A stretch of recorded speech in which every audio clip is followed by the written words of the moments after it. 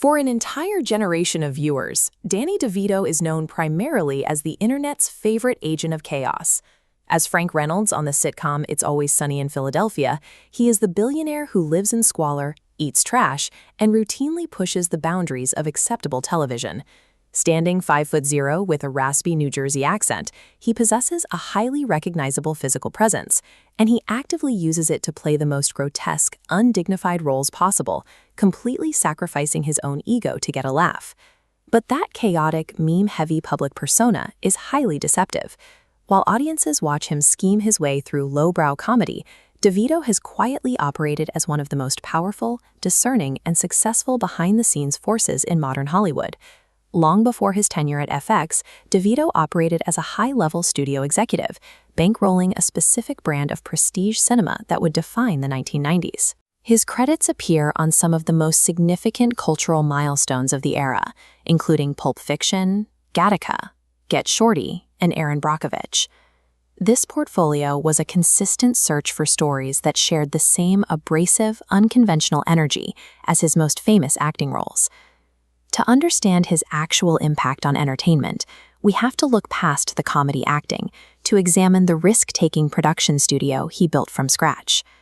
In 1991, DeVito partnered with producer Michael Shamberg to found a company called Jersey Films. They quickly brought on Stacey Sher as an equal partner, locking in the leadership trio that would define the company's aggressive strategy for the next decade. They needed massive capital to start a studio. DeVito supplied it by leveraging his immense popularity and wealth generated from his 1980s acting hits, like the TV series Taxi and the blockbuster comedy Twins. He specifically designed Jersey Films to be a safe haven for unique, edgy directorial voices. He wanted scripts that traditional, risk-averse Hollywood studios were too terrified to touch. Jersey Films functioned as a protective shield for unconventional creators, offering them creative freedom backed by the industrial leverage of an A-list movie star. The studio's defining gamble came early. They backed a relatively unknown video store clerk turned director named Quentin Tarantino to make Pulp Fiction in 1994. Pulp Fiction won the Palme d'Or and returned over $200 million on an $8 million budget. It demonstrated that DeVito's instinct for non-linear, dialogue-heavy scripts had massive commercial viability.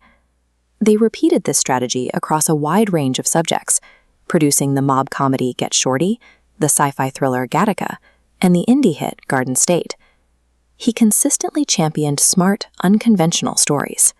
If a script was strange, dark, or pushed boundaries, Jersey Films wanted it.